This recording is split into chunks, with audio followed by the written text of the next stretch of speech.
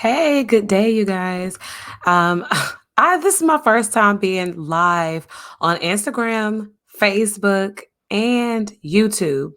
So I want to encourage you to go and click the link on my bio if you're on Instagram so that you can find me on YouTube or Facebook because um, I'm using these like overlays and filters for my Entertain the Thought show, and it just looks so much better. It just looks so much better. But anyway, let me go ahead and get started here because I want to dive right into this. Another great episode of Entertain the Thought. My name is Reese Roberts. For those of you who do not know me, if you're not familiar with the podcast, please do visit www.reeseroberts.com so that you can get familiar with my work. I'm here to talk to you today about technology, actually, and how it interfaces with our ability to use our quantum computing powers to actually create our reality and make sure that we're not misunderstanding the fact that our brains and our bodies are actually very advanced pieces of technology that we should be using. To achieve our goals in this lifetime, in our bodies, in the third dimension. We have a lot of capacity to create things based on our perspective and paradigms. So, like I said, I want to talk to you about burnt out connections. So, let's just kind of talk about what a connection is and what a connection does in technological terms or technology terms.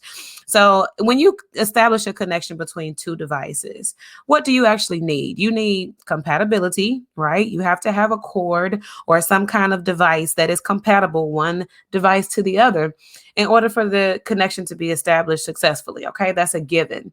But you also need things like energy. You need data. You need information that's going to pass because when you're passing information or when you're connecting two devices, you're doing that for what purpose?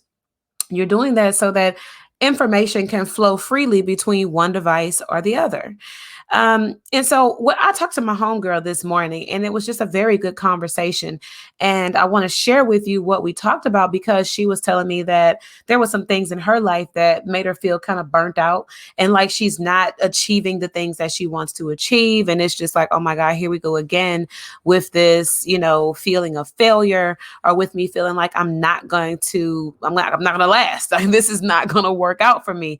A relationship or a job or maybe your friendships. It could be any type of connection, especially in relationships, though. It can get burnt out. So when we're looking at how we're making connections, you guys, we're looking at, again, compatibility, and we're also looking at information. So the compatibility is not just about the device. It's not just about the way you're developing the bond, but it's also about the data that's being passed back and forth. So I'm going to put it to you in practical terms. If I'm a person that's dating you, okay, and I'm looking to connect with you, I'm looking to pass information or pass experiences or learn about you, about your life, about what you're interested in, and all these other things. If we have not established a connection that is compatible, or if we're not looking to share compatible information, then there's no way we'll be able to pass that connection without it burning out. It's just like if you were to touch two hot wires together and you got a positive on a positive or a negative on a negative, you're going to get a negative reaction. You're going to get a spark. You're going to get an explosion. You're going to get something other than a viable connection because you're not allowing yourself to get into a place where your connection is freely flowing. Now, I got into a conversation that was a little bit heated the yesterday because we were trying to achieve this, and I want you guys to pick this up because men and women are suffering through what we call a gender war. Some people might call it a race war or whatever the case. But these men were online talking really negatively, saying all kinds of stuff about women not having anything to offer. Women don't Women just want money. Women are making bad choices in men. Women are blah, blah, blah. All this other stuff that these guys were saying about women. And I'm like, are you guys listening to yourselves? Because if you don't realize the information we're trying to pass through this connection is not getting through. If you're telling me that you have this affinity for Black women, you feel like Black women are queens, you feel like we are God, and you feel like we are the best woman on earth and all this other stuff, why is it that only applies to some of us, but when it comes to the ones that you think are dirty, the ones who you think need help, or the ones who you think just want money or don't have anything to offer, now all of a sudden, Black women are all these negative things. It goes the same way when we're talking about men. These guys were so gung ho, like, oh my God, you have to talk about what Black women are doing. You have to talk about Black women in this way. You have to acknowledge that Black women don't want to be accountable and all this other stuff. And I'm like, we are going to consistently have a burnt out connection here, because when I'm trying to connect with you and tell you that right now, Black women are not blaming Black men for the issues. Y'all aren't listening. The connection is not well established because the men are so adamant about holding a woman accountable that they're not hearing, they're not receiving the information. It's not even a compatible communication, because you can't even hear when the woman is saying, listen, I'm not blaming you, but I'm disappointed that you did not protect me from these things. I'm disappointed that in my household, I had your children and somehow I became the enemy when I wanted you to take care of them. Somehow I became self seeking and I became selfish and I became all these things in your eyes because I wanted you to take care of the children that we made together. So, how are these connections not receiving? How are they not passing the communication? How are we missing the information in the midst of trying to connect? We're getting burnt out too easily because the connection somehow is not being established between two compatible devices. So if you're telling me that I'm worthy, okay, of the information, or I'm worthy of this connection, but then I can't get the information to pass. I can't get you to acknowledge the fact that I am actually worthy of you being my husband. I'm actually worthy of you taking care of our children. I'm actually worthy of you taking care of our home, of you being faithful, whatever that means. I'm actually worthy of these things. But when I say it to you, okay, it's not, it turns into, oh, you lack accountability, or you're not, you know, giving me what I deserve, or these guys were saying that Black men are not being acknowledged in some way positively. And he said, well, you act like you don't know nothing positive about Black men. Well, let me tell you a couple things I know positive about Black men, because I did not have my father growing up. Yes, I was disappointed by the Black men in my life. I did not have protection. I did not have anybody telling me I was beautiful or none of that. My mama didn't do it. My daddy didn't do it. Nobody. I was just a little girl out in the world trying to figure out who she is, trying to figure out, am I beautiful? I mean, because all the magazines are telling me that pale skinned, skinny girls, that don't have no curves, that's what's beautiful. So I am trying to assert the perspective of what that might do to a society full of young girls like me, what it might do to a society full of women that were brought up in this way. And I'm looking for a man to empathize with that and to see his role in that. But yet he's going to say, no, you need to be accountable for making better decisions. Doesn't matter if nobody ever told you you were beautiful, if you didn't know how to stick up for yourself, if you didn't know how to make better decisions, because no man was ever available to assist you. No man was ever available to give you the wise counsel that you were looking for. So if I'm trying to tell you the reason why I can't give you the credit that you're looking for is because I have no point of reference. I'm telling you, socially, I have no evidence of the Black man that you're talking about who deserves all this worthiness. I'm asking you to acknowledge the fact that there is no established connection. It's completely burnt out in the community because we've been doing our best to try to point the finger at who needs to do what, or who is not doing what, or who's doing it wrong. We're never going to get anywhere because we're constantly trying to assert the point on the other gender, or we're trying to say that this person is not doing what they should be doing when we haven't realized amongst ourselves how that works. So, like, for example, Black men will say in a heartbeat that a Black woman needs to close her legs. Stop having babies by these men when you don't know them. They haven't shown you that they're a good man. You're making these bad decisions everywhere. How are you going to blame a man for the fact that you chose to open your legs? Well, let me tell you the opposite side of that, guys. Let me tell you the opposite side of what that looks like. Because being a beautiful woman, okay, in a sea full of sexually active men, this is what we get. When we try to say, oh, I don't want to have sex with you no more. I don't want to do this. I don't want to have this type of burnt out connection where you're trying to do something that I'm not trying to do. We don't have compatibility. We're not connected. We're not passing the right information. So let me tell you what Black man or any man honestly would do. He's going to say, we grown. That's the first thing he's going to say. We grown, ain't we? The first thing y'all do when a woman says, I don't want to have sex, is you call her bluff. And then you start trying her to see if she's really going to uphold what she said about not wanting to go there with you. Now, I'm going to tell you this is something that we're dealing with. Black women, yes, we are dealing with these self-esteem issues. And when you say that to us, the first thing is going through our mind is, how is this man giving me good intentions? How is he showing me good intentions when I'm telling him I don't want to go there? I don't want to have sex in this situation. That man is going to try to pry that woman's legs open by any means necessary, but he's going to ridicule her at the same time for opening her legs. How does it work, y'all? How is this connection being established with compatibility? How is it being reasonable? How is it being feasible that a woman might be able to keep her legs closed around you? You're, when a woman says, but you're objectifying my body, but you're making me into a sexual object. You're not giving me the opportunity to say no or to make better decisions. When I come to you and I tell you I don't want to have sex, first thing you're going to do is tell me, well, we grown. What you mean? You can't withhold sex. You want free access to a woman's body, but you don't want her to give free access to her body. How does it make sense, you guys? Somebody tell me, how does that make sense when a woman is telling you, I don't want that. I don't want to do this. I don't want to be here with you. I don't want to establish this type of I want to say incompatible connection with you.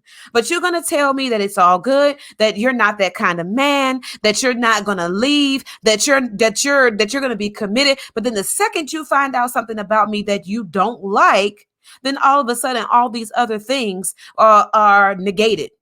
Okay? You'll tell a woman that she's too emotional. Well, you don't even realize from her perspective, this is her natural mode of operation. She's too emotional.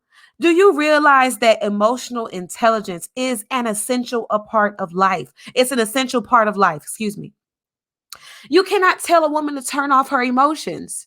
So when she tells you that you need to learn emotional compatibility or emotional intelligence, you're going to blame her. You're going to say, oh no, you're too emotional. Y'all got to listen. Black men and women have to listen. Listen, if you're going to tell her that she needs to stop thinking with her emotions, you are out of line. You are way out of line if you're going to tell a woman that she's too emotional and that's the reason why you don't want to deal with her. You are out of line and you're the reason why the connection is being burnt. Ladies, if you're the type of woman who you're going to be overly emotional and you're always in your emotions when this man is trying to talk to you logically, you're out of line. You're not going to prosper in a relationship where you're burning out the connection because the information that you're trying to give is not compatible. Okay, if you have two devices and you got no cord that fits in between them two devices, guess what? You'll never be able to get them two devices to share with each other. You'll never be able to view the monitor from this device when you're on that one because you don't have a viable or compatible connection. And in our community, when we're steadily pointing a finger, we don't want to listen. What's going to happen, you guys? What's going to happen? We're going to consistently burn each other out. There is no reconciliation where there is no communication. I'm going to say that one more time. There is no reconciliation where there is no communication. There is no way to mitigate that. So if I'm on the post and I'm saying, listen, and there's another young lady that was on this particular post and she expressed it perfectly. She said, Black women are not trying to say that we hate you. We're trying to say that we are disappointed.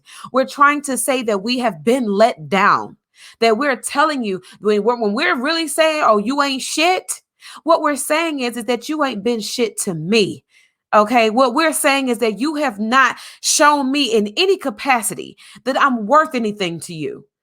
You haven't, my daddy didn't show me that I was worth it because he wasn't necessarily there to give it to me.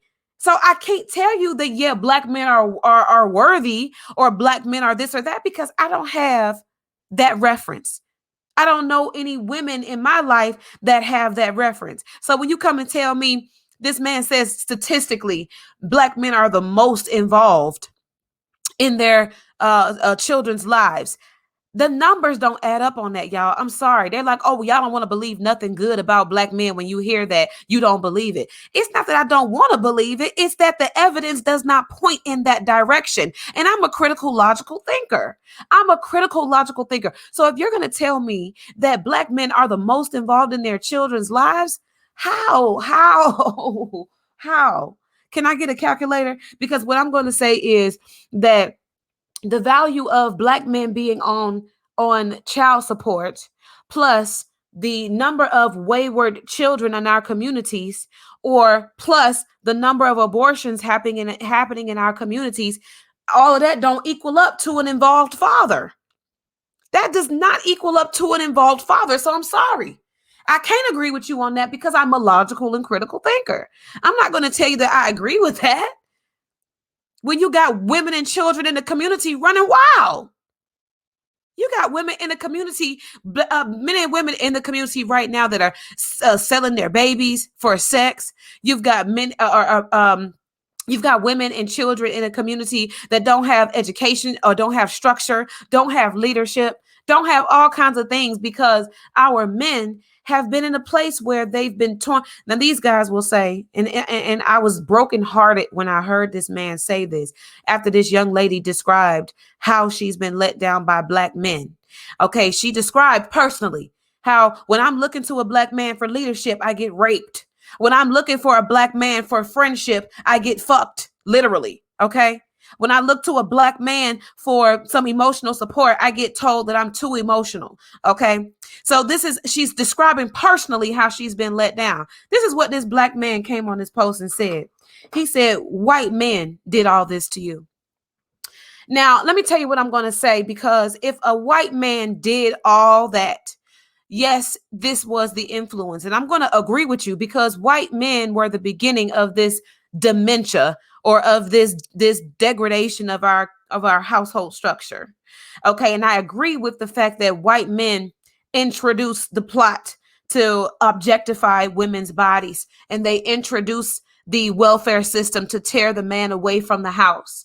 But let me tell you something. On a level of accountability, a Black man cannot dismiss the fact that he bought it. If you were being sold on this narrative, you bought into it. And so, yes, you must be accountable for buying into it. If the white man was there to tell you that your Black woman is nothing but a quick nut, or that your Black woman is too mouthy because she has something to say and you need to subjugate her, or you need to silence her, or you need to make her feel less than because she wants to express herself, then yes, you are guilty and you must be responsible for buying into that narrative and supporting it with your ridicule. These men online berating Black women. This man called me loudmouth when I'm typing on a keyboard. You calling me loud as fuck. That's what he said. You loud. Why? Because I'm typing? I'm typing something that you don't want to hear, and you'll be the same man that'll tell me that I'm not giving you credit for your Black divinity. Somebody make it make sense and make it add up. You can't tell me that black men are the most involved when women and children are out here doing city girls, and these black boys are out here being preyed upon with this gay agenda, and these young women are out here trying to have sex with the young boys before the young boys are even able to start pursuing sex with the young girls. When I heard that for the first time, I was livid. Do you hear me? When I heard for the first time that in high schools, these young, well, really middle schools and even elementary schools, that these young boys are being introduced to sex by the girls.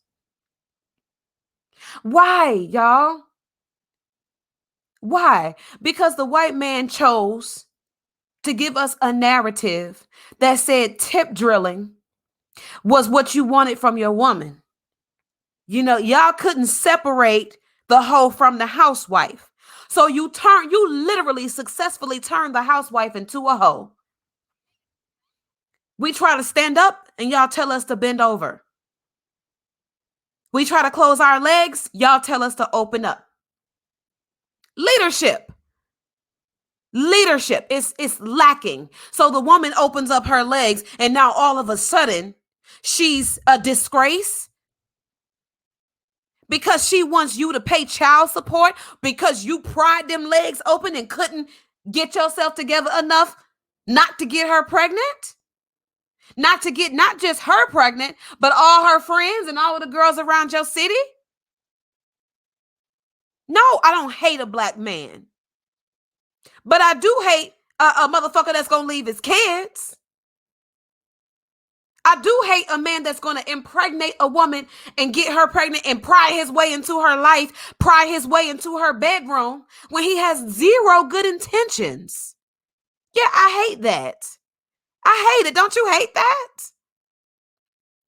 I hate it when a woman says, I don't want to be a part of this sexual relationship with you because I don't know you very well. And I hate it when a man come back and say, oh, well, we grown. Come on, am I stepping on your toes or what? Am I stepping on your toes or what? You're not going to tell me that black men are the most involved. The most involved. I'm not resonating on that. I'm not resonating on that. But what I am going to say to you is that these connections are burnt out. There are even, and I'm going to even take it even further because what I know about a burnt out connection is that it's due to a lack of desire. Okay. I believe with all my heart and I know with all my mind that I'm going to say with all my logical mind, that if men in our community had any interest in our well-being, if y'all had any interest in what we had to say, if you had any willpower, any motivation to understand a woman, then these connections would not be burnt out. These connections would not reflect a lack of connection or a lack of information or a lack of flow. We wouldn't have this problem. And I'm going to tell you the problem comes when we have a lack of motivation to tap into each other. Tapping into each other with the motivation to say, listen, I'm not just here to take from you. I'm not just here to be in your pockets, or I'm not just here to be in your bed, or I'm not just here for you to fix my life. I'm not just here because I think that you're going to make me a better person. I'm here because what I see in you is something that I want to contribute to. What I see in you is something that I feel I can further develop. What I see in you is something that I think can benefit the both of our pathways. That the information you have is compatible with the information that I have. If I see compatible connection, if I see compatible data transfer, then I'm going to want to link up with you. I'm not going to want to link up with you if I can't support what you're here to do. How many men right now got a baby by a woman that if I was to ask you right now, what's your baby mama? What are her dreams? Your baby mama, how is it that what is her plan for coming up in life to support your children? Do you know how to answer that question, sir? Ma'am, if I ask you, what is your man's business plan? Do you have any way of contributing to the business plan? Do you have any logical compatibility with this person? Do you have any heartfelt motivation to get in this person's life and to say, I'm going to lift you up in this area because I know I can. I know I have something to offer you here. I know I have something that I can build you up with. I'm not here to just say, listen, I know that this is a good look. Okay, you got a fat ass. And I like how it looks. You know, you cannot expect for a woman to be a nun before she meets you and then be a tip drill, goddamn, a working the pole stripper prostitute when you get her in your bed. And then you expect for her not to be that way with all the other men that she meets? Why do you think women want money from you? It's because you want sex from them. If you would put your penis in your pants and you would say, listen, I want to connect with you. I don't want to fuck you. I want to connect with you. Set the tone, gentlemen. Set the tone when you walk in the room. You're not there just for sex because you're better than that. But if you want me to know that you're better than that, can you present the argument? Can you present the evidence for me to base my perspective of you or my perception of you? How can I ascribe you to a higher level of being when every time you come around me, you can't stop doing this, squeezing on my titties and trying to get you a handful of ass? If you're not presenting that way to me, I can't make an assumption. I'm not logically going to make the assumption that you are somebody who you have not demonstrated yourself to be. And I can't get into the mood when you can't see me. I can't get into the mood when I tell you, listen, brother, you just walked through my front door. I don't know you. No, I don't want you in my bed. No, I'm not curious about how good your head is. No, I'm not curious about what your dick looks like on my phone. I'm not. I'm sorry, but I don't. You don't, that doesn't turn me on for real. I mean, you thinking that it's something that it ain't. Y'all be thinking that y'all sexy. And I think that might be the biggest problem. Y'all be thinking that y'all sexy. And come on. It's not cute. As soon as you come and walk through my life and walk into my life, now all of a sudden I owe you something. I owe you sexual pleasure? No, I don't. I owe you what? Dinner? I don't. I'm not cooking for you. I don't know you. But then you want me to hold you in a higher regard somehow. I know for a fact that women, if you come into contact with a woman, and I'm going to tell you this because I know that there are men out there right now that are doing this. A woman will come to you and she'll start complaining about her light bill, right? Okay. And so you'll be thinking that, well, hey, look, I bet you that if I pay this light bill, she'll probably give me some ass. I know it's so many of y'all that are thinking this way right now, and you've done this probably recently. You'll go ahead and give her a little money to pay the light bill because you know that when you come over and you looking for her to drop them draws, okay, you're going to be looking at her like, oh, you want me to keep paying that bill, don't you? Now you tell me, how is that treating a woman like a queen? And what about that says to me that you are a king? And then you're going to tell me, oh, you out here, you ain't got nothing to offer. I don't have nothing to offer because I already know how this goes. I know how if I tell you that I want you to pay my light bill and then you do it because you want to have sex with me instead of you saying, you know what? I'm not the kind of guy that pays anybody's bills before I get a chance to get to know you. But if we get to that level, then I'll consider helping you out, or we can consider, or just simply disengaging with that woman. How many of y'all have the integrity to just simply disengage and say, you know what, I probably don't want to deal with you because you need somebody to help you pay your bills, and I'm not the kind of guy. I'm worth more than that. I'm not going to let you reduce me down to a check. I'm not going to let you use me to go get the bag. How many men are doing that? How many men are saying right now, no, I'm not going to engage with you on that level because I'm not trying to have sex with you? And I want you to hear this because we'll talk about generalizations. A lot of guys on that post I was talking about, they got issues with generalizations. They don't want to be generalized. And I said, well, let me tell you something. Characteristics and stereotypes come from a specific place.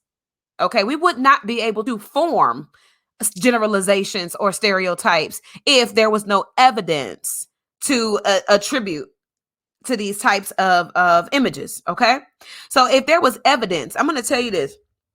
Like right now, back in the day, I won't say right now, but back in the day, you would hear a comedian tell a joke about how many Mexicans might jump out of a car, a small car.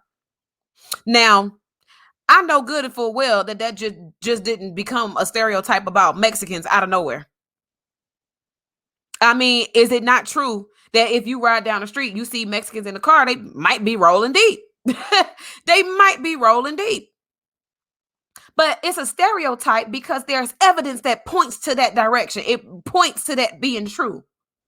Or else, how would it have become a stereotype? Now, if Black men and Black women got stereotypes, whether they be positive or negative, whether they be healthy or toxic, it doesn't matter. The point is that we have to fight against the stereotype so that we can make sure that our intentions are good.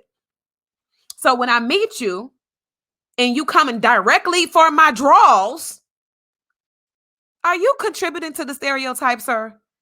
Or are you setting yourself apart somehow? Because I don't know the difference unless you show me. Unless you show me. If you show me that you're not here just to get in my draws, then guess what? I'm going to be less likely to be all up in your wallet. I'm going to be less likely to have these heightened expectations of you. If you come to me and you simply want to be my friend, you don't want me to cook for you. You don't want me to make you feel special in some kind of way. You just want to like understand how I think. And you just want to know what I'm looking to do. What am I trying to accomplish in my life? If you're just like, hey, let me share some space with you. Let me go to the museum with you. Let me walk down the street with you. Let me, sit up under the stars and talk to you. Like, I'm not here to get anything from you. Now, if we're not going to be having and establishing these types of connections, we're always going to be burnt out. We're always going to be burnt out, y'all. There's never going to be any reconciliation where there is no communication. Women, we're tired of y'all always being in our draws. Can you please let me live? I do not feel like having you bouncing on me all the damn time. I don't like that. And y'all will try it. I mean, y'all will try it. Y'all don't even realize being a beautiful woman, y'all don't even realize how many men come up to us. And I'm talking about all of us. There are some women who might not even be that beautiful and they dealing with y'all and y'all penises. Good God, when do y'all ever put them things away? Put them away. When do y'all ever put them away? And then, like I said, if you're doing it and you're approaching it that way, what do you expect for the woman to do? What do you expect for her to do with it? Me and my homegirl was just having a conversation about our first encounter with a penis. First time I ever really had saw it and was like, whoa. I was like, wow. I was in the 8th grade. I had a little boyfriend that lived in my neighborhood. I was a virgin. I did not have sex until I went to college. But in middle school, I had a boyfriend. He was mixed, and I'll never forget this. I was on the couch. We were laying there watching Bagger Vance. Okay, we was watching Bagger Vance. Hey, what's up? And I was laying on a pillow that was in his lap. Now I'm sitting on the pillow. I'm laying my head on the pillow, and all of a sudden my head start going like this. And I was like, "What is that?" So I lift up the damn pillow, and I'm like, "Whoa!"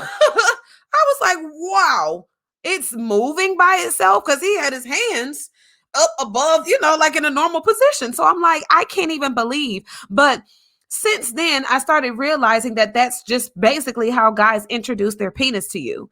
They'll just like thump you with it, or they'll just like throw it out, or they'll just be like, hey, here you go, there's my dick. And you're like, huh? How did we get here, sir? I don't want that. I don't want it. And we weren't even talking about that. How am I getting beat upside the head with your dick? And it was frightening to me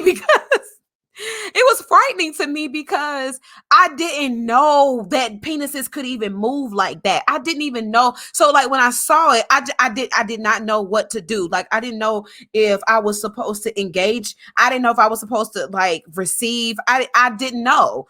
And I didn't have anybody to ask. I didn't have anybody to interpret that situation for me. And over my lifetime, I had to learn how to deal with penises, because I mean, that's just always how they get presented. They're always just like a flop out. It's always just like a blam. And it's never personal. It's never romantic. It's never a moment, where like in the movies where we're having a really deep conversation, you gaze in my eyes, and the next thing you know, we're ripping each other's clothes off, and where then there's your dick. No, it's more so like, here's my dick. and I swear to God, I swear to me, that is not the way to do it, y'all. That's not the way we're set up. Women are emotional beings. Okay. If you want to rightfully and righteously pursue that type of an interaction with a woman, you need a well-established connection, because what you're doing when you pull out your penis and when you insert your penis into a woman's body, what you're doing is establishing a connection to transfer data and information between your two devices. And I'm going to go back to the very beginning of this conversation. Like I said, your semen is not compatible with her body if you do not know her. If you have no connection or no relationship with her, your penis is not compatible. You are not a good father if you don't know the mother. You are not involved with the child's life if you have not been treating the mother correctly, or if you have not been committed to the mother in a certain way. There is no compatibility there, sir. And I'm going to even take it to the ladies, ma'am. If you're trying to establish a connection with the guy and your legs are open for a man that you have not been able to understand, you have not been able to communicate, you've not been able to achieve anything with him, baby, what are you doing? And I'm saying that to myself because before I was married, this is the same situation that I was in. I did not know that I could, refuse to engage with the penis after it gets flopped out into my face. I didn't know how to stand up for myself. And I'm going to tell you this. Y'all think that it's elementary when it's just to say no. Because I'm going to tell you the type of things that I hear in lyrics that perpetuate a toxic relationship between Black men and women. I hear in our music a lot where you'll hear a man say, "Oh, you saying no, but your body's saying yes."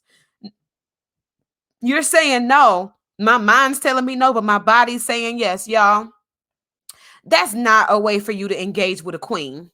If your mind is saying no, or if my mouth is saying no, then both of our bodies need to be saying no. Because your body, like we discovered, or like we talked about in my last live session, is that your body is being controlled by your mind. Your body is being controlled by your spirit, by your integrity, by your willpower, by your motivation to be a person of integrity. Do you understand? You're not the kind of person that's supposed to be led by your loins. If you're going to be in your God power, if you're going to be in this God-like status of elevation and enlightenment, then you're not going to tell me that me saying no means yes to you in some kind of way. Baby, listen. We're not going to keep doing this. We're not going to keep doing this, going back and forth, trying to figure out who's being serious, who's being real about it. Listen, if my mouth said no, I meant no. And I'm going to tell you, when that man came back and said, "Oh, a white man did that to you," A white man did that because the white man is responsible for tearing or forcibly removing the black man from the home. Let me tell you what it brought me back to. It brought me back to a flashback that I had of something that I don't like to speak about. Because, like I told you, I didn't have any black men in my life telling me how to protect myself. I did not have any black men in my life telling me how to say no. I did not have any black men in my life telling me how to be in the right situation and how to basically look out for how I should position myself around men. So one day I go to an open call audition for artists, or what they were having was a body paint party where you get your body painted and you go to this party and they're like these models. I was in college and they had this audition where you come in, they are supposed to be checking you out, seeing how you move because they want to paint your body for this party. Now I'm in Atlanta. Okay. I'm a college girl. The party scene, party promoters are everywhere. Even me and my girlfriends were getting into party promoting. I go to this place. It's a location that's a mansion. It's, all decked out, and there are nothing but black men in this place, y'all. Nothing but black men. I ain't seen no white men in there. Nothing but black men. I go in there. I'm talking to these guys, and they've got cameras. They've got audition forms. They've got all the things that you would think. I go and I drink something. Now, mind you, I did not know any better. I'm in this place. I had to be every bit of 17 years old. I went to college early because I graduated high school early because I started school early. Okay. And I skipped a grade when I was young. So I had just turned 17 when I was in this situation with these men.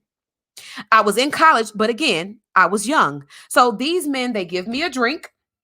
I'm sitting there and shit starts getting fuzzy. The next thing I know, I am literally in the basement of this mansion on a mattress on the floor with a video camera recording a sexual interaction between me and a young man that I had just met. Okay. And there was an older gentleman sitting in a corner in a chair recording the interaction. Why didn't I say no? Because I didn't realize what was happening. I had obviously got something in my drink, and I have very faint memories, other than what I just explained to you, of what happened. I don't remember saying yes. I don't remember saying okay. I don't remember none of the events leading up to me literally having this man on top of me on a camera. Years later, I was in a whole nother state. This happened in Atlanta. I was in Baltimore, Maryland. And one of my coworkers, I was working for the IRS. One of my coworkers came up to me and said, now this is somebody who was trying to holler at me, but he was like, I could have sworn that I saw you in a porno. Are you sure you ain't never did porn before? And I was like, no.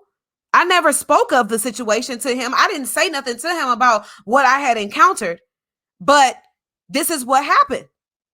And I denied it. I just flat out denied it. Like, no, I've never done porn before. But as it stands right now, it's very likely that I might be out here entertaining somebody right now. Because this is what two black men did to me. I didn't have no white men around. I'm with my ex, a very black man, punching me in my fucking face. Slamming me up against the ground. I didn't have no white man doing that. I've yet to be abused by a white man at the hands of a white man. Right now, what's happening to me is I'm being abused by the imagination of a white man. But I'm being abused by the hands of a black man. And for that, black men must be responsible. I'm not going to accept somebody telling me that, oh, no, you need to make better decisions, baby. I'm not here making bad decisions for me to get raped on camera. I'm not here making bad decisions for somebody to come and pry their way into my life, telling me that I'm beautiful, telling me that I'm all these things, sitting in the position where my father should have been, somebody that I'm looking at with a level of respect. That didn't happen from a white man. That was not a white man. What I'm telling you is that y'all have to be responsible for what we're saying to you. This stuff is not something that we're imagining. It's not something that we're just making up. If you're not going to be responsible for it and you're going to blame us for it, you're going to blame the white man, we have zero hope. There is no hope for anybody who is going to continuously say that, oh no, you just need to do better. How am I going to do better when you're refusing to be responsible for your part? How is that possible? I was 17 years old. How was I going to make a better decision in that moment? How was I going to make a better decision? I will never forget the first time I had a pedophile.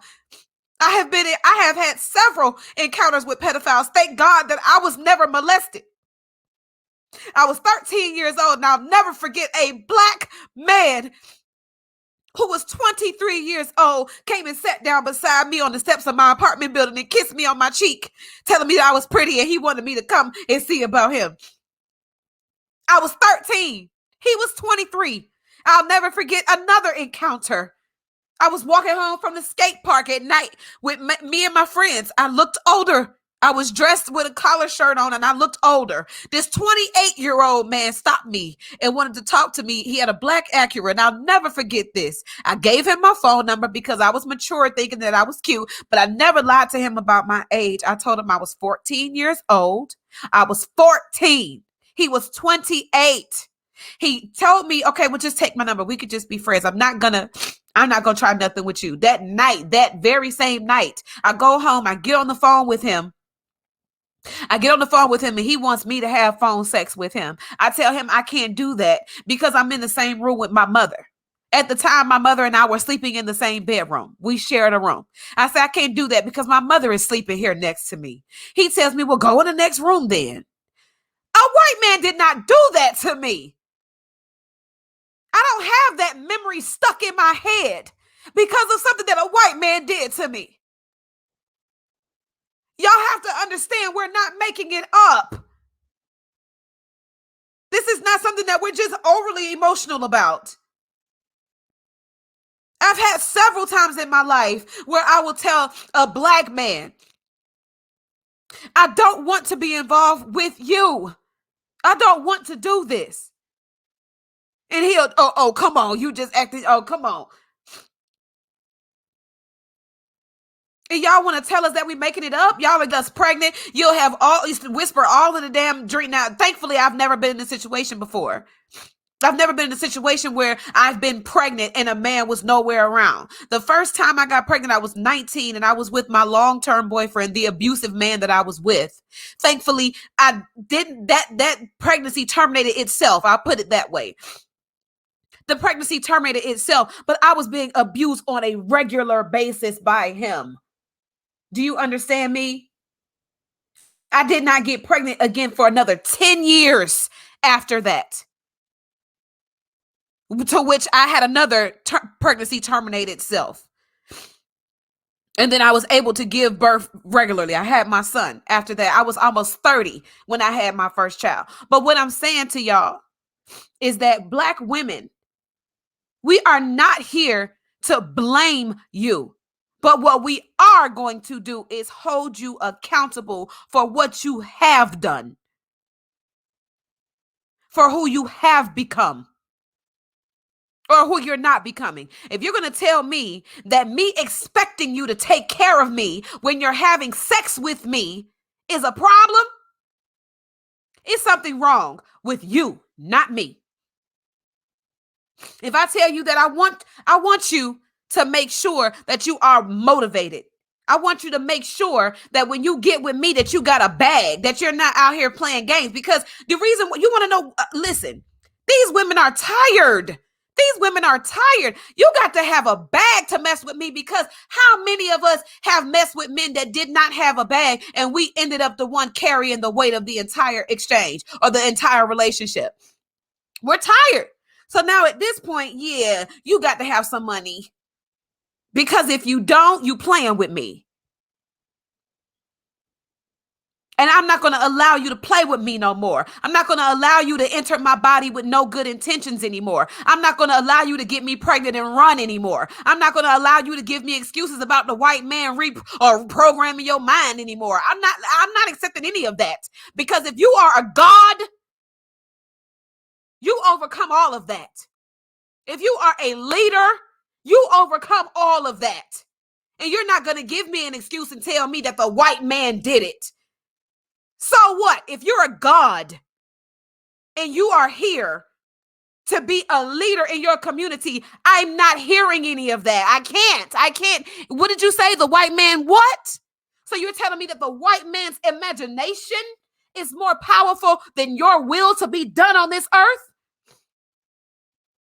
He has done nothing but imagined a way for you to mistreat your woman and then communicated his ideas of what male and female relationships should be, or what male and male relationships should be, or what female and female relations, and then you buy into it and then say, okay, that's how I'm going to proceed. No, baby.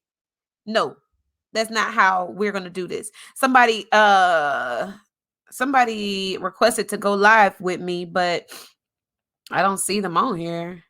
But I will say this. Listen, this is a obviously an emotional thing for me, because when I hit the age of maturity, y'all, when I hit the age of maturity, I was very optimistic. I never thought that somebody would have such bad intentions towards me. I never thought that somebody would look at me in my face, hand me a drug, and then enter my body without my permission.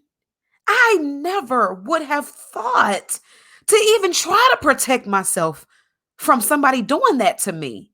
I would have never even, but see, if I would have walked into that room and said, I'm not drinking anything from you. If I would have walked in that room and said, y'all need to have some females in here. I need to record this for my records. If I would have did all that, y'all would have been like, oh, she doing too much.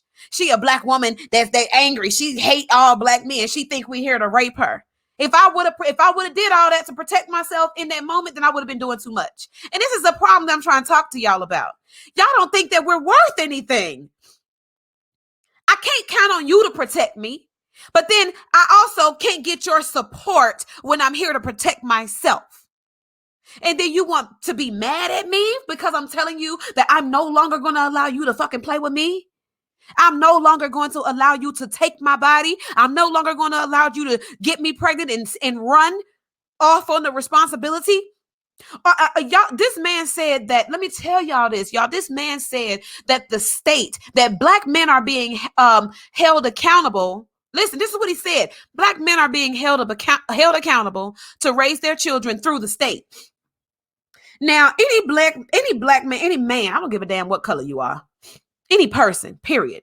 If you're on child support and you think that that's enough to raise your child and that is what's holding you accountable, you have lost all your natural mind about what raising a child is about and what accountability for your children is about. If you think that the state making you pay a fraction of your damn paycheck, but they're not enforcing visitation rights, they're not enforcing education standards and things like, structure in your household, the state is not doing that for you.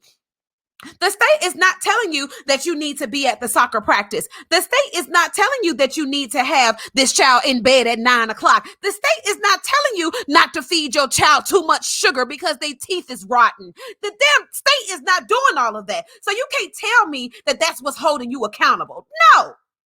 And that's what tells me that a black man who could let something like that come out of his mouth, he has no idea the value of his child, the value of the woman raising his child. Because if you think that the state making you pay some money to raise the child is what's holding you accountable, come on, somebody. You don't know nothing about your child. You don't know nothing about life if you think that is enough. That woman wakes up with your child. That woman gets your child dressed. That woman is feeding your child. That woman is teaching your child. That woman is keeping your child safe. That woman is making sure your child don't run in the street. That child is making sure that woman is making sure your child got good friends. That woman is doing everything for that child that you have no involvement in. And you're going to tell me that that's holding you accountable? Please. That's holding you accountable? That's holding you accountable? How? And what I would like for y'all to understand is that I'm not here to bash anybody. What I'm here to say is that you cannot hold a woman accountable for the issues that she is not involved in.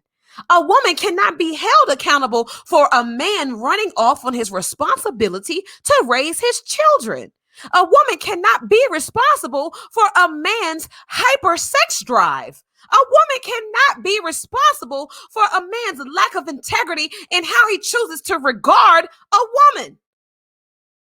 There is no connection. A woman cannot say, well, I'm going to be accountable for the way that you're treating me. You're not, come on. And then you're going to say, well, she won't let me see my child. She won't let me see my child. And these are the same guys that are telling women to make better decisions. But yet you don't mind procreating with a woman who you have zero connection with. And you want to complain when she won't let you see your child because you keep telling her that you're going to do something that you ain't done yet. Or you keep telling her that there's something that is wrong with her or her emotional state. How did you get a baby with a woman who's too emotional? If you're going to tell me that I need to make better decisions, how did you decide to do that? How did you decide to get with a woman who you could tell that she was a city girl because you was treating her like a city girl when you got her pregnant?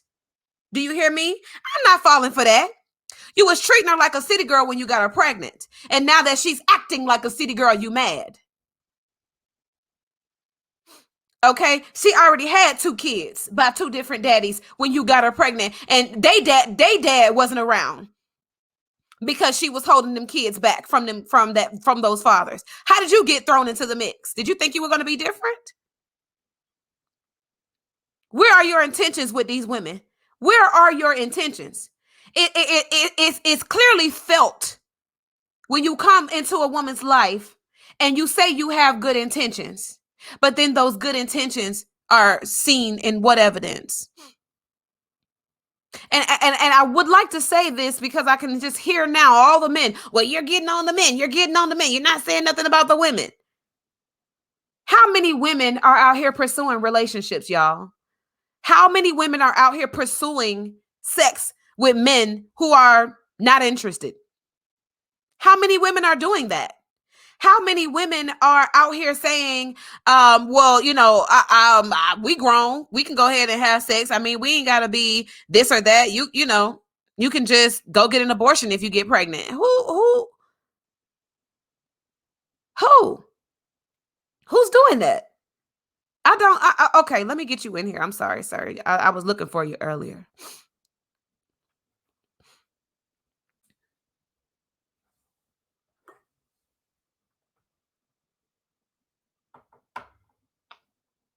I appreciate you joining. Hey. How you doing? Well. Let me fix my lighting. Hold on, I can put a light so you come out of the booth. All right, how you doing? I'm very well. Thank you for joining. As a man, women need to be treated with the utmost respect, same respect that we should deserve as well. I agree. I fully agree. So how do you feel about I want to say the gender war, but more specifically about accountability? Because what I'm hearing when I'm, just in the comment section is that men are like, women are not being held accountable. So I would like to know, what do you feel should be accountable on both sides? How do you feel men should be accountable for cleaning up our relationship, the nature of our relationship? And how do you feel women should be accountable? Well, first of all, I feel like we both should be accountable. We should be held accountable for our actions. That's how I feel. So if there is, okay, now I'm going to give you some stereotypes. I'm going to throw out some stereotypes for you right now. Well, I'm not really big on stereotypes. Sorry about that. But you could throw them out there and see what my opinion. I mean, I might not want to comment on all of them, but we'll see what type of stereotypes are out there. That's cool because they are out there. And so when I say I want to hear about what you think about these stereotypes, I want to specifically talk about, like I said, the accountability. So let's just say trending right now is city girls. Okay, the city girls and that. Is that just or does that include women that rap and have that image, or are we talking about image or city girls? We're talking about the city girl image. The Cardi B's of the world, the Meg Thee Stallions of the world, the Saweeties of the world. We're talking about these women. Okay, so the stereotype. So the stereotype that they have now at this point, we recognize that it's toxic to our community, right? It creates a balance. You think there's a balance there? It creates a balance in the community that the community is ready for. Mm-hmm. But then that is creating an unbalance in this, I guess, war you're calling it, I guess, gender war you're calling it. Mm-hmm.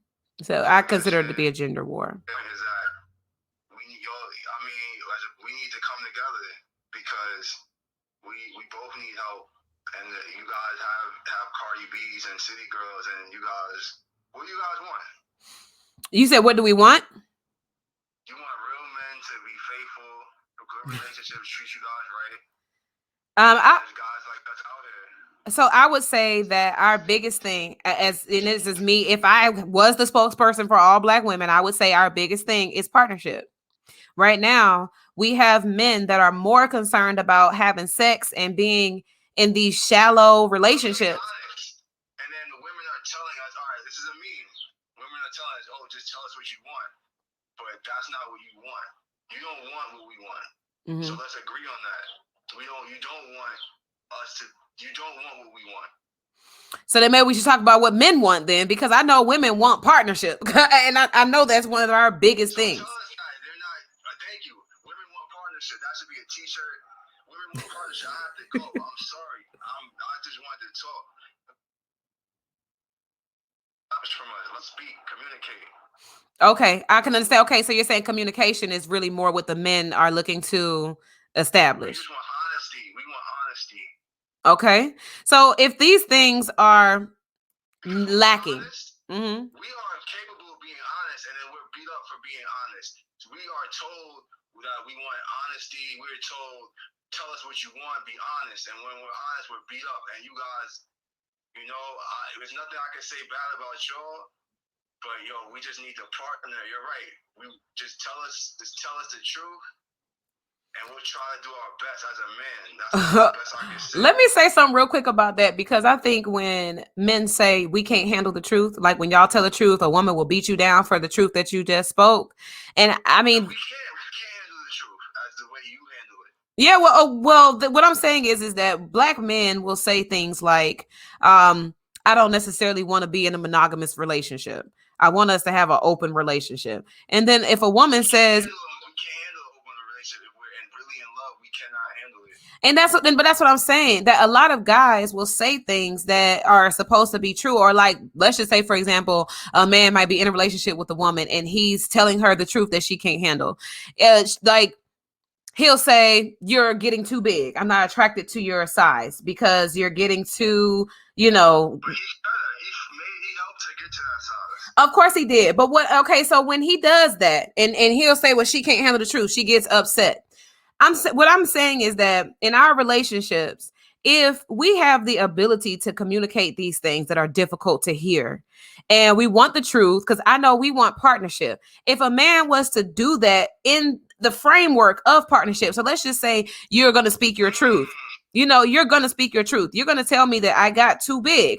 But as a partner, if you're going to keep your woman happy, instead of you just saying you too fat, I don't like you, you're going to say, babe, listen, let's go out here and goddamn exercise, because, we're both, what I'm saying? It's partnership. Don't ridicule me. Don't tear me down. Don't make me seem like I'm some kind of disgusting creature because I probably had some of your kids, or because I probably got depressed, or because I probably got a new job, or I'm, whatever the case. Don't ridicule me. Don't make me seem like I'm just some lowly person. Be my partner. Come to me and say, well, dang, I'm going to change how we go grocery shopping from now on because we've been buying too much sugar. And exactly.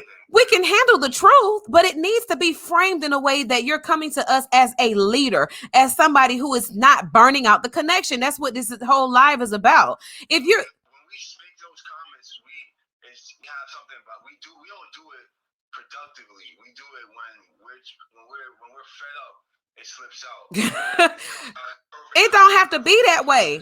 It don't even have to become, and that happens when people suppress things. When you blurt it out like that, but when it just comes out, it's because you've been suppressing it for too long. If you had leadership as a part of your, communication tools, you would know how to get off everything as soon as it comes up. You could go into. I heard the beginning. I was listening. There's different types of leaders, and we're not all good leaders. I agree. That's where it comes to the woman to know what she's looking for. I mean, as a man, we do have to step up and all be good leaders, but where are we leading you to? If your man is leading you to the club, if he's leading you to Thank you. the Oh glitzy God. gym, where are we going? Thank you. Look at where's the destination? Thank you. So that's Thank you. important. Thank you. That's that. If I could have put that into this whole live could have been that one sentence. The leadership is what we're looking for. So if anybody wants to know what a woman wants, she wants a partner and she wants a leader. If you're, like I said, you set the tone when you start a relationship with a woman. If you don't like big women, then you need to set the tone for your relationship to include health and wellness, because you're a leader. You're going to lead her into the smaller body. You're not going to just ridicule her into being skinnier. That's not going to work. You have to be a leader. We have to lead, but the women have the resources, and you guys are choosing the partners, and you're going in the direction your partner is going in. So we need to stop saying, "Oh, this is temporary. Oh, this is just for right now." That Mr. Right Now stuff. Yeah, I agree. Will lead you down the wrong path. And then you mess around and get pregnant, and there's the problem. As you were saying, and you end up stuck with these people for your whole life. That's right. It's not 18. It's not. Thank you. I'm 33 years old. My mother, I have to help her with her groceries. Mm-hmm. Right now, I can't really do what I have to do. Mm-hmm. My mother, I could do everything she's doing right now, but that's not even our conversation. Mm-hmm. I could do everything my mother's doing 3 times as fast, but she lives her life, you know? And as a woman, it's a respect. We're looking for men. As your woman, you're testing us, and we're failing. And it's a cycle. It's a vicious cycle. So we do need to partner and build and not tear each other down. I agree. And love each other, basically. I totally agree. I fully agree. And I appreciate you for getting on and saying all those things, because it, I hate it when somebody might speak their truth and then a whole army of comment section thugs come out of nowhere talking about, oh, you hurt, who hurt you? You miss your daddy. You hate all black men. And I'm like, no, this is not about that. Just because we're talking about the problems of our community does not mean that I hate black men. I married a black man and I birthed a black man. I am not going to sit up here and try to act like I hate anybody, but what I will say is that the same things I'm telling my audience is the same thing I say to my husband, or the same thing that I will say to my son. I'm not going to sit up here and make it seem like there's nothing that we need to work on, or that there's nothing that I should be expecting from you. No, I know that you are capable. I know that you are a God. I know that you have the capacity. I know that you have the skills. I know that you're capable. What's going on? Why are you not making the right decision? Thank you. Why? It's a mental, and as a whole, as a community, we're both directions. We're messing up on both sides, so it's a balance thing. Mm-hmm. And I want to say this last thing. Before we close out, because I got to call my little nieces back. They just called me. I want to say this last thing in closing is that I want black men, and I'm going to say this to you as a black man, and I'm going to say this to everybody else that might ever see this, that your power.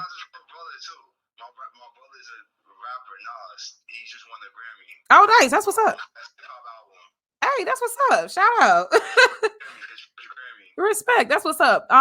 That's really cool. So what I want to say is that black men have a power that I want you guys to really put in, like get it in your soul about the power that you have. Because like I said, when you come into a woman's life, she literally is looking for you to set the tone of whatever this relationship is getting ready to be. If you don't know how to tell that woman without necessarily subjugating her or without making her feel like, first of all, let me say it this way. Right. There's a power. Yes, it's a power.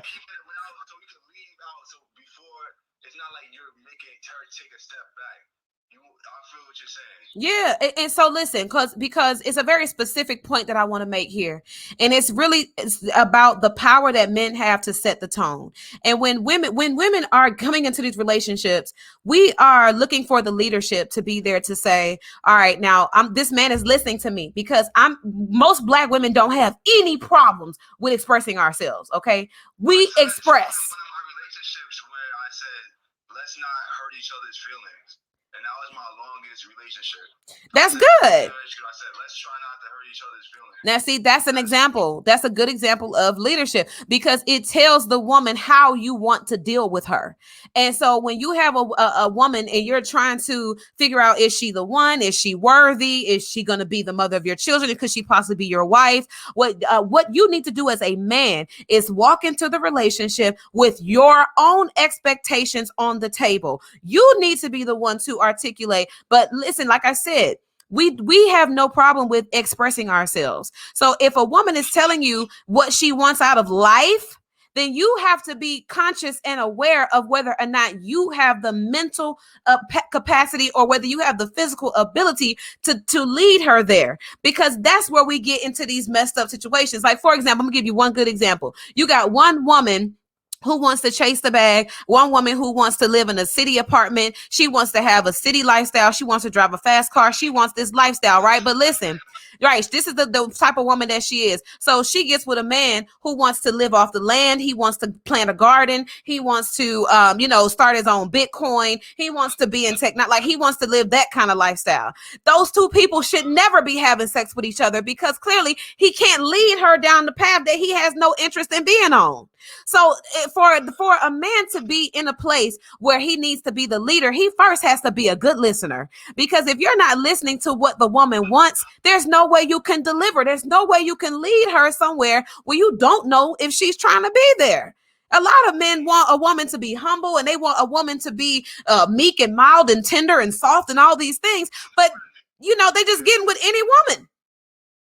So what I'm saying is that set the tone, okay? Set the tone, be the leader. Tell that woman what your life with her is going to be like and let her fall in line with that. If you can't do that, then you have no reason to complain. You have no room to complain. Goals, that comes with short-term goals. You have to plan and communicate. Exactly. I think it should be a mutual thing. I don't think at this day and age, a man has a right to really tell a woman this is your life, but if you want a partner and you have goals and dreams, and that's where the dating, this generation, I don't know, there's dating, there's first dates, there's bases. I could teach a whole course on dating and how we live in a date rape era, as my cousin would call it, who has a daughter with this type of music that we listen to. It's over sexualized, violent. There's other types of music, but our community just is drilled and trapped into hardcore gangster murder rap right now. And I hope the kids see through it, because the morgues and cemeteries are still the same, and that's what we're battling. And we see right through it. We all know everybody is not violent. Everybody is not a gangster. Some people are doctors and lawyers. The Black community has a lot of doctors and lawyers and strong leaders. So I know how you feel, but we are here. There's good brothers, and sometimes the good brothers think once they meet a woman like you, now they start making bad decisions, and we gotta deal with that too. I agree. We're going to get there, and I have faith that we will. I do believe we're going to get there, but I also think that it's going to take the leadership of our community leaders. It's just by nature that men are leaders. It's just by nature. So if a man doesn't want to be a leader, then I suggest that he stop trying to acquire things that need leadership, because women need leadership and children need leadership. If you cannot do that, then stop trying to get a woman and stop trying to have a family if you don't want the responsibility and accountability of leadership, because that's your natural position. If you don't want it, then don't go after it. But a lot of leaders have been murdered. Like, I got this Malcolm X pin, Martin Luther King, we have Huey P. Newton, we have the Black Panthers. To this day, that's why the leaders are scared to be leaders. But you gotta lead your family, as you said. You have to lead your workplace. You have to lead. So there are leaders out here, and we just gotta continue to evolve and lead our community in the correct ways, and not always put the responsibility on one person. We can lead by committee. I agree. I think that's an important concept that we need to think about. I think one thing I will say to my sisters on this live is that when we are encountering a man that may look like he has the potential to be a leader, but he hasn't fully developed his leadership skills, we have to heighten our communication capacity to be able to tell a man when a situation calls for his leadership. Because I believe that if we were able to help a man identify his opportunity for growth without beating him down or without making him feel like a failure or without telling him that he ain't shit because he doesn't know, that will be a good way for us to restore the leadership in our men, or at least the radar. Because I think a lot of men just don't have a radar. Like my cousin, right? My cousin just said a lot of men don't have.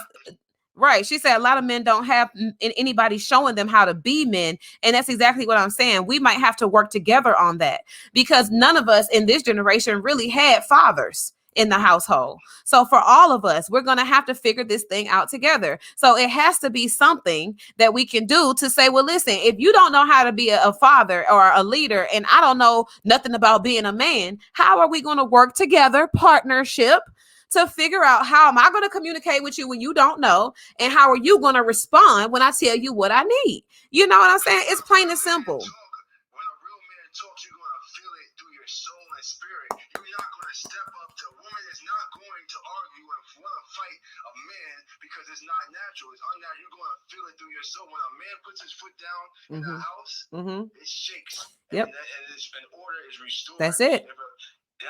That's what we need. That's what we need. Come get these kids. Come get these kids.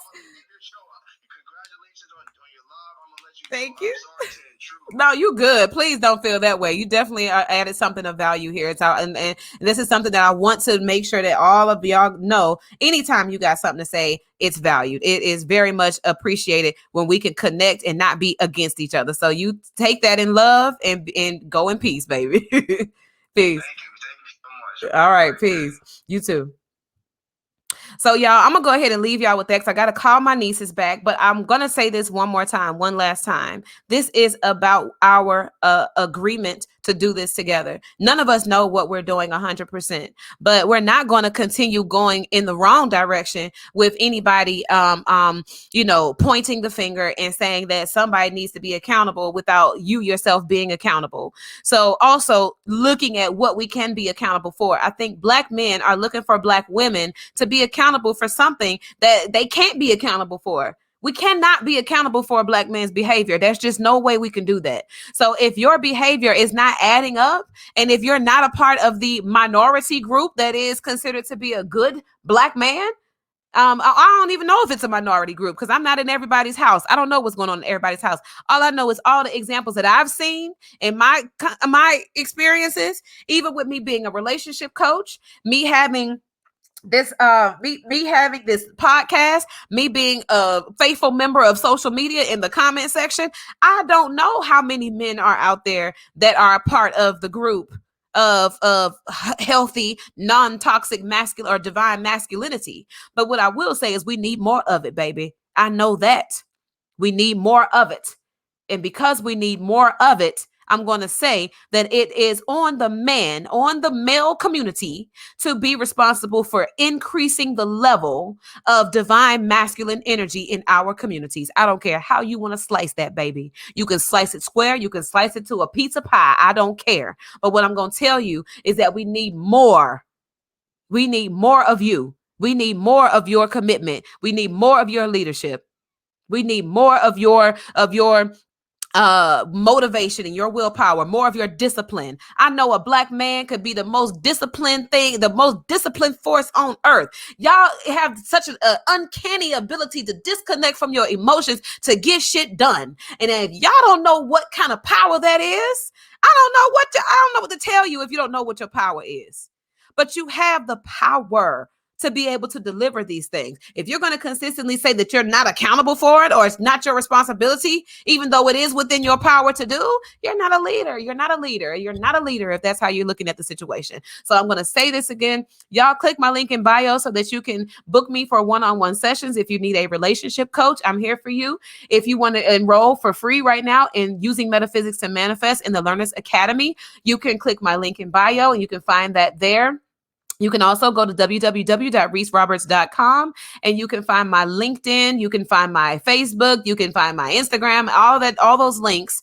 You can get that. And also you need to click on my link in bio for my Patreon link. So I'm going to close out with just saying that I love you guys. I love all my people, whether you be male or female. All I'm going to do is tell you one more time. We need you. Men, women, we need each other. There is no separation in this conversation about who needs what. We all need each other. Okay, it's plain and simple as that. But we're not going to keep burning ourselves out with these connections that are not compatible with each other. We have connections that are not compatible with not just people, but with also things. We're talking about relationships. We're talking about pursuing certain things in our lives, jobs, and all this stuff that we are burning ourselves out because our connections are not compatible, and we have to stop that so that we can get somewhere. We are going somewhere, y'all. As a community, we are going somewhere with this. Our spiritual community is elevating. There is a destination that we're going to. And if we're not going to get there together, we're not going to get there at all. Okay? So I love you guys, and I'm going to leave you with that peace and love and light.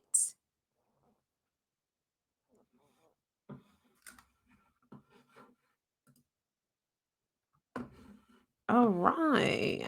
Bam.